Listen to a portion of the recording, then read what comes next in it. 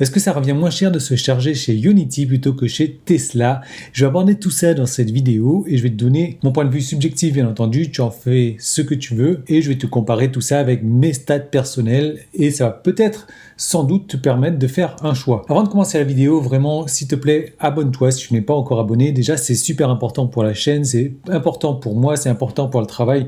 Comme tu vois, vous êtes presque 80% à ne pas être abonné à regarder mes vidéos, 99% d'hommes à le faire. Donc si tu es un homme, si tu as plus que 35 ans et que tu n'es pas encore abonné, ben, abonne-toi s'il te plaît. Et puis si la vidéo te plaît, tu laisses un pouce en haut, tu laisses un commentaire, et si ça te plaît pas, eh ben, tu mets un pouce en bas et tu me mets un commentaire aussi. Je te remercie, c'est vraiment très important pour moi. Alors, Ionity, comment est-ce que ça fonctionne? C'est quoi ces tarifs? En tout cas, au 18 janvier 2022, au moment où j'enregistre cette vidéo, Ionity Direct, puisqu'ils ont deux formules, une formule avec et sans abonnement. Donc sans abonnement, on est à 79 centimes d'euros la minute. Ionity Passport, donc on est à 35 centimes d'euros la minute, mais par contre, tu as un abonnement obligatoire de 12 mois à 17,99 euros par mois. Donc ça peut être très rentable dans certaines conditions et on va en parler justement dans cette vidéo. Le truc avec Ionity, c'est qu'on a un tarif à la minute, contrairement à Tesla où on a un tarif au kilowattheure. Et selon mes calculs, j'ai regardé avec un abonnement de 17,99 € par mois, cet abonnement-là, il est rentabilisé à partir du moment où tu te fais 2 fois 20 minutes de recharge par mois, donc où tu te rechargerais au minimum 2 fois 35 kWh par mois. Et là, tu rentabiliserais l'abonnement. L'idée, c'est pas de rentabiliser l'abonnement parce que tu continuerais à payer le kilowattheure plutôt cher. Donc on va voir comment utiliser au mieux Ionity dans cette vidéo. Au niveau de la rentabilité, toujours avec les tarifs donc du 18 janvier 2022, mes tests avec ma batterie chaude, donc c'est une batterie LFP sur ma Tesla SR+, et ça c'est vraiment important, c'est pas une long range ou une performance.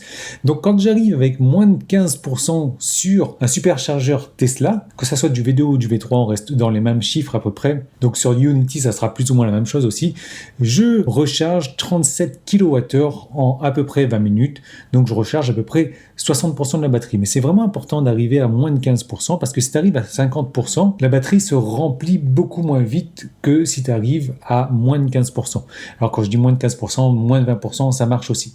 Mais idéalement, plus ta batterie est vide, plus tu vas recharger rapidement au début selon la courbe de recharge. D'ailleurs, cette fameuse courbe de recharge, elle est là, tu vois bien qu'il faut autant de temps pour aller de 0 à 80% que pour aller de 80% à 100%. Moi, ce que je calcule, donc Ionity, il facture à la minute, 20 minutes par 79 centimes, ça fait 15,80 € pour recharger 37 kWh. On est donc à 0,42, donc on va arrondir à 43 centimes du kilowattheure si tu veux. Et donc ça c'est la formule Ionity sans abonnement. Avec abonnement, on est à 35 centimes, donc on est sur 7 € pour 20 minutes. Pour 37 kWh, on tombe à un peu moins de 19 centimes pour le kilowattheure. Chez Tesla, donc le kilowattheure en moyenne, on va dire à 40-42 centimes, ça change pas grand-chose. Donc pour 37 kWh, on est à une recharge qui coûte 15,54 €. Donc tu vois que déjà Ionity classique reste plus ou moins dans les mêmes tarifs que Tesla.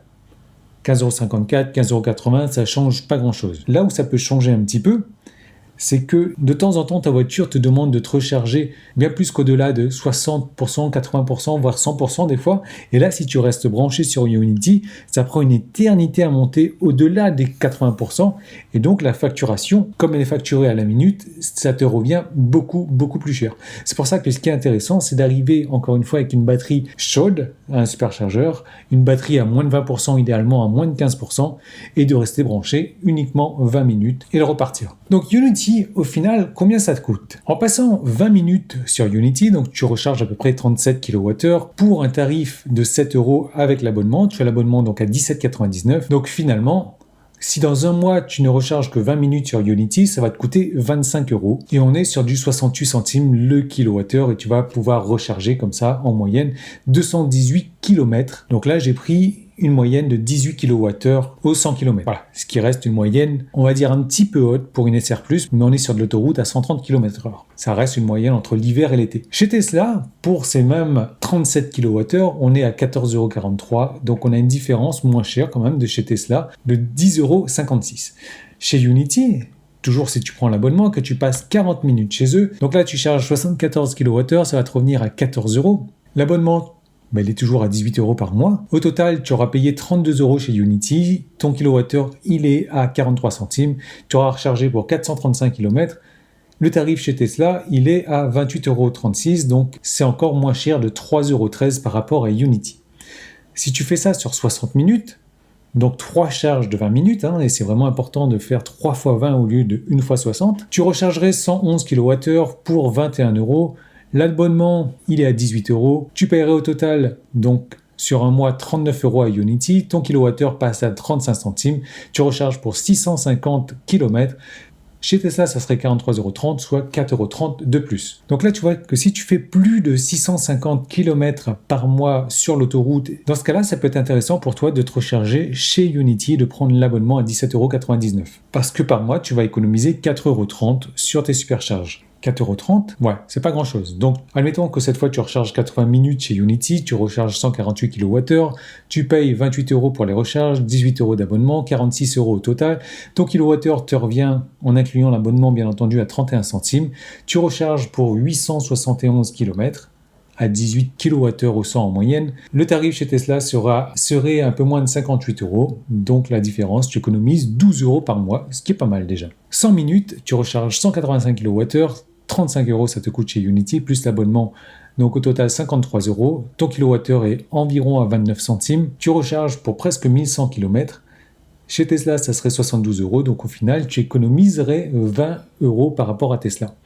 Et si tu recharges, on va dire 160 minutes, donc 296 kWh, 56 € pour Ionity, plus abonnement, ça fait 74 €. Ton kilowattheure descend quand même, là on est sur du 25 centimes le kilowattheure, ce qui est pas cher pour de la supercharge. Ça te fait 1741 km de recharger. Chez Tesla, on sera à 115, donc tu économises 41 € par rapport à Tesla. Et 200 minutes, donc 370 kWh rechargés, 70 € que tu payes à Ionity, plus l'abonnement, donc 88 €. Ton kilowattheure, il passe à 24 centimes. Ça te permet de rouler 2100 km et des poussières. Chez Tesla, ça serait 144 € et tu économiserais 56 € par rapport à Tesla. Donc tu vois que selon que tu roules plus ou moins sur autoroute durant le mois, tu peux voir ton économie par rapport à Tesla, donc le fait de recharger chez Ionity et en prenant l'abonnement mensuel à 17,99 €. Et en plus, si tu roules plus de 2000 km, payer un kilowattheure à 24 centimes pour de la supercharge, c'est vraiment pas cher. Après, ça sous-entend que ça, ce sont des kilomètres que tu fais sur de l'autoroute, parce que les stations Ionity ne sont situées que sur autoroute. C'est un peu con de sortir de la ville pour aller te charger sur l'autoroute et revenir en ville après. Alors, moi, j'ai pris ma première SR+, que j'avais gardé 6 mois et j'avais fait 18 500 km. Je me suis dit, ok, est-ce que ça aurait été rentable pour moi d'avoir Ionity ou pas? Je me suis rechargé pour 963 kWh sur des superchargeurs Tesla durant ces 6 mois-là. Ça aurait dû me coûter 342 €. J'ai eu des parrainages, etc. Ça m'a pas vraiment coûté ça, mais ça m'aurait coûté ça. Je me suis rechargé donc pour un total de 520 minutes et ça m'est revenu à peu près à 36 centimes d'euros le kilowattheure sur les superchargeurs Tesla. Donc en moyenne, si je m'étais chargé sur Ionity direct, donc c'est 520 minutes, j'aurais pris 963 kWh, ça me serait revenu à 410 € chez Ionity. Donc j'aurais payé 69 € plus cher. Le kilowattheure me serait revenu à 43 centimes. Avec l'offre Ionity Passport, donc toujours 520 minutes pour 963 kWh, ça me serait revenu à 182 € au lieu de 342 €, soit une économie de 160 € et c'est vraiment pas négligeable. Pour 6 mois, ça me fait 25 € par mois peut-être. Et le kilowattheure, tu vois que là, il passe à 19 centimes. Par contre, il faut prendre en compte l'abonnement Ionity. Pour 6 mois, je suis à 108 €, donc 17,99 € fois 6, ce qui fait au total, pour Ionity Passport, un total de 290 € pour ces 6 mois, pour recharger 520 minutes pour 963 kWh. Et donc, on passe sur un tarif de kilowattheure à 30 centimes. Donc, si j'avais décidé de me charger uniquement chez Ionity Passport avec l'offre en abonnement, durant ces 6 mois, j'aurais économisé 52 €, ce qui est pas mal. Ça fait 8-9 € par mois, on va dire, sur 6 mois. On va pas cracher dessus. Maintenant, avec ma licorne, donc il y a un mois avec laquelle j'ai roulé 2600 km pour l'instant, je me suis rechargé au superchargeur donc pour 187 kWh, soit 100 minutes. Ça m'est revenu à 74,54 €, soit 40 centimes du kilowattheure. Si j'avais pris l'offre Ionity Direct, J'aurais passé 100 minutes, donc pour charger 187 kWh, ça me serait revenu à 79 €, soit 4,46 € de plus pour Ionity Direct, soit 42 centimes du kilowattheure. L'offre Ionity Passport, moi, serait revenu à 35 €, donc 40 € de moins et à 19 centimes le kilowattheure. Simplement, il aurait fallu que je paye l'abonnement également à 17,99 €. Donc finalement, Ionity me serait revenu à 53 € pour ces 187 kWh et j'aurais économisé 21 € par rapport au superchargeur Tesla sur un mois. Et ça me serait revenu à 28 centimes du kilowattheure. Et là, je me dis, waouh, quand même, 21 € par mois, c'est vraiment une grosse différence. Donc finalement, est-ce que Ionity, ça serait une bonne solution pour moi? C'est la question que je me suis posée. C'est pour ça que j'ai décidé de faire cette vidéo. Et si tu en es arrivé jusque-là dans cette vidéo, je te rappelle encore une fois de t'abonner si ce n'est pas encore fait. Je te remercie d'avance pour ça, de me laisser un pouce en haut et un commentaire, bien entendu. Donc voilà les conclusions que moi j'en tire. Est-ce que Ionity c'est fait pour moi, oui ou non? Non, parce que je n'aime pas les abonnements. Avec Ionity, je suis obligé de prendre un abonnement de 17,99 € pendant 12 mois minimum et je me sentirais un petit peu forcé à rouler pour rentabiliser. Oui, il y a des moments où je me fais des mois avec des longs road trips. Là, tu vois, j'ai fait en moins d'un mois plus de 2600 km déjà. Il y a des moments où je le fais pas. Donc, j'ai pas envie d'avoir cette contrainte au-dessus de ma tête. Ensuite, le truc, c'est que chez Ionity, je te le disais précédemment, on n'est pas flexible. C'est un tarif à la minute. Pour optimiser la recharge chez Ionity, on est obligé d'arriver avec moins de 20% de batterie. Et on est obligé de rester 20 minutes, voire 25 minutes grand maximum. Sinon, on ne récupère plus assez en termes de kilowattheure et le coût de la recharge augmente. Et autre chose que je t'avais dit tout à l'heure aussi, des fois, la voiture nous demande de recharger jusqu'à 80, 90, 95, 100%. Si tu fais ça chez Ionity, t'es mort, ça va te facturer très très cher. On en a tous entendu parler pendant les grandes vacances du mois de juillet. Il y a certaines stations Ionity où il y avait 2 heures de queue. 2 heures de queue. pour accéder à la station, pour faire tes 20 minutes ou ta demi-heure de recharge. Et le truc, c'est que les bornes Ionity sont bien moins développées aussi. On en trouve un peu moins souvent que les bornes Tesla. Elles sont souvent occupées, il y en a qui ne fonctionnent pas. Donc c'est pas aussi fiable que Tesla. Quand tu arrives sur une aire Tesla, c'est rare où elles sont toutes prises d'assaut comme ça. Donc voilà, je me dis non, parce que je n'ai pas envie de poireauter 2 heures, 3 heures avant d'avoir une borne. Même si j'évite d'aller en vacances en même temps que tout le monde, comme tu l'as remarqué. Ensuite, j'ai aussi fait beaucoup de voyages en Europe, en Italie, Croatie, Slovénie. Je prévois bientôt d'aller sur la Roumanie. Et là, le réseau Ionity est beaucoup moins développé qu'en France. J'ai regardé en Italie, c'est compliqué d'aller sur des bornes Ionity. Donc moi qui voyage beaucoup en Europe, le réseau Ionity pour moi n'est pas assez développé pour me dire que ok, je vais aller chez eux, je prends un abonnement et finalement, si je passe, comme la dernière fois j'ai fait presque un mois en Croatie, je paye un abonnement pour rien. Et un gros point positif pour moi chez Tesla, c'est que j'adore charger dans des hôtels. Même si c'est vrai qu'il faut sortir de l'autoroute, on n'est pas sur une aire d'autoroute des fois, il faut sortir, il faut faire un détour, parfois le détour il est un petit peu long, quelques kilomètres, ça reste quand même pour moi une très bonne expérience. Je suis le roi de la pause pipi, je préfère aller pisser dans un hôtel que d'aller pisser dans une aire d'autoroute. Je peux me poser dans un hôtel, aller prendre un thé, puisque je suis plus adepte du thé que du café, et puis je sais pas, le cadre est reposant, on a pas forcément toute la nuance sonore de l'autoroute et tout ça à côté. Je privilégie vraiment de me recharger dans des hôtels.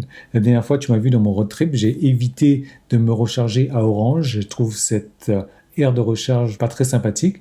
Je préférerais aller sur Montélimar, aller me recharger dans un hôtel, aller me poser, c'est bien plus confortable pour moi. Mais encore une fois, cette vidéo, elle est subjective. Après avoir étudié tous ces arguments, je me suis dit, Ionity, c'est pas pour moi.